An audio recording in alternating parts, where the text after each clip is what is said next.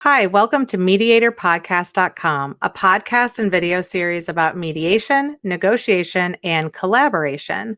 My name is Melissa Gragg, and I provide online valuation, divorce, and mediation services in St. Louis, Missouri. In this week's episode, we will discuss the benefits of divorce mediation, co-parenting, child support, and future expenses with Erika Englund. She's a family law attorney in California, a trained divorce mediator, and founder of Divorceably. Currently, she's also the CSO of Support Pay. What are your tips to developing a successful co-parenting plan? Because I think that you can, as the couple, think about some of these things prior to, the mediation or during the mediation. But what are some questions and concepts that they need to start thinking of that get wrapped up in that parenting plan? And what is some people are like, what is a parenting What is a parenting plan? Okay, so this is great. This is one of those areas where they have a friend who has a 6 o'clock drop off at McDonald's, and then they have to go inside to get a receipt to prove that they were there at 6 o'clock. And then they have another friend that goes on family vacations together. And there's just this wider range of what people do. A parenting plan is simply, what is the arrangement for your children post-divorce? There are 3 components: legal custody, physical custody, and lifestyle. Legal custody is who makes decisions. So right now, as the parents, if your child needs braces, who decides if the braces go on or off or where they go to school? And physical custody is providing a roof over that child's head.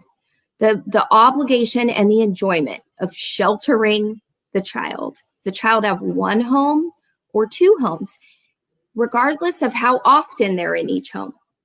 Do they have 1 or do they have 2? And then the lifestyle component is, what is the schedule? So my children, they're 8 and 9. They're on a 3-4-4-3 with my former husband and I. So our schedule is 3 days with me, 4 days with him, 4 days with me, 3 days with him, and then it repeats.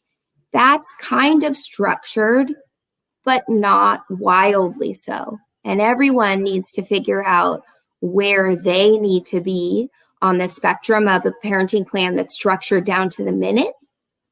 To some people have a parenting plan that says nothing other than, our kids will just see, we'll figure it out as we go along, or they'll do what they want to do. Maybe it's a really little baby or like a teenager, or they live next door to each other. And we're like, oh, we'll figure it out. So anyone's on this, you're on the spectrum from structure to flexibility. So you figure out, how much do you need in your parenting plan to make you feel comfortable? Do you need a provision about who's allowed to babysit your children, or does that seem over the top? And this is where a mediator can come in and say, what are your priorities moving forward? My first tip for parents always with a parenting plan is that shift. We think as the parent, we think, okay, I'm getting divorced. I need a parenting plan that looks like this, and I need my kids to be here on these days, and I need to be able to go to vacation on Thanksgiving, because that is the thing that we do every year. If instead you can just super simply look at the child and start your sentences with the name of the child. So one of my children is Spence. If instead I said Spence needs, okay, how old is Spence? How structured is he, or how anxious, or how flexible? Between my 2 kids, Spence is the fraternity boy. He doesn't need structure, flexibility. He's adaptable, gets along everywhere. My daughter, Bryn, if we said, what does Bryn need? She's a higher anxiety child. She needs to know what's happening in advance.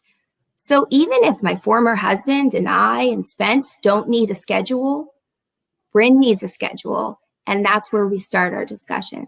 So a very simple way for parents to bypass 20 years of therapy and to just begin in the right space is to say, my child needs, and they tend to get on the same page really simply and easily that way. Mm-hmm. 2 more tips I would say: understand the developmental stage and the psychological needs of your child, because a 2-year-old, a 6-year-old, an 18-year-old, you have children in all these ages. They're all going to need something different.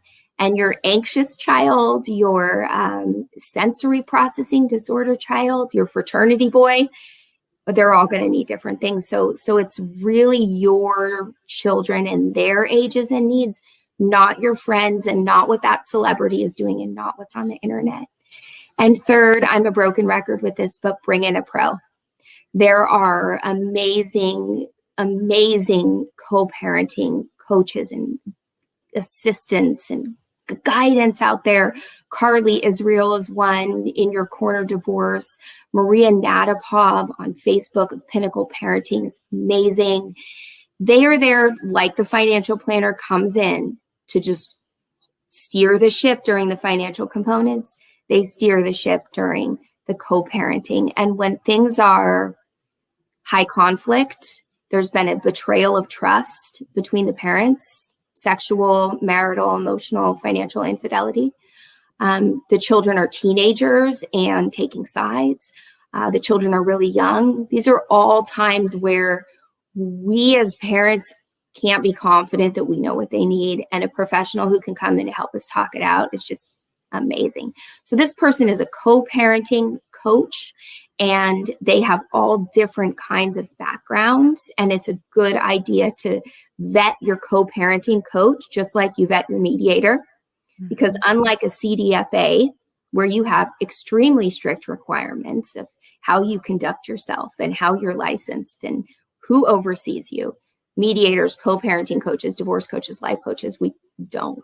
So it's great to find somebody good. But those are my three really go-to sort of parenting tips, are just change the perspective from what do I need and I want and what are my expectations to what does our child need, and look at it from there, and bring in a professional when you can, and then think about just your own kids' developmental needs, where they are in their own life and how much structure versus flexibility they might need.